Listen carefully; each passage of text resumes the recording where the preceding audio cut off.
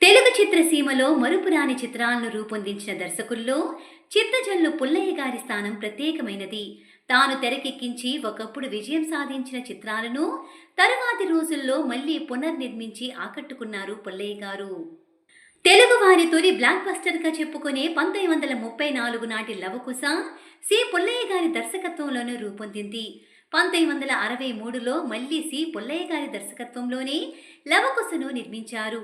తెలుగువారి తొలి రంగుల చిత్రంగా రూపొందిన లవకుశను లలితా శివజ్యోతి ఫిల్మ్స్ పతాకంపై ఏ శంకర్ రెడ్డి గారు నిర్మించారు. ఆ రోజుల్లో భారీగా రూపొందిన ఈ చిత్రం పలు ఒడిదుడుకులు ఎదుర్కొని చివరకు 1963 మార్చి 29న విడుదలయ్యింది. అందువల్ల కొంత భాగాన్ని సి పుల్లయ్య గారి తనయుడు సిఎస్ రావు గారు రూపొందించారు. తండ్రి కొడుకులిద్దరి పేర్లను దర్శకులుగా ప్రకటించారు. లవకుశ తరువాత కూడా సి పుల్లయ్య గారి దర్శకత్వంలో 3 చిత్రాలు రూపొందాయి. ఆ 3 కూడా ఒకప్పుడు అలరించిన కథలే కావడం గమనార్హం. 1966లో పరమానందయ్య శిష్యుల కథ తెరకెక్కించారు సి పుల్లయ్య గారు. ఆ చిత్రం ఆ ఏడాది బ్లాక్ బస్టర్ హిట్ గా నిలిచింది. 1967లో భువన సుందరి కథను రూపొందించారు. అదే ఏడాది భామ విజయం తీశారు. ఈ 3 చిత్రాల్లోనూ ఎన్టీఆర్ గారు కథానాయకులు కావడం విశేషం. భువన సుందరి కథ, భామ విజయం కూడా శతదినోత్సవాలు చూశాయి. ఇక్కడ మనం చూస్తున్న ఛాయాచిత్రం భామ విజయం చిత్రం షూటింగ్ సమయంలోనిది.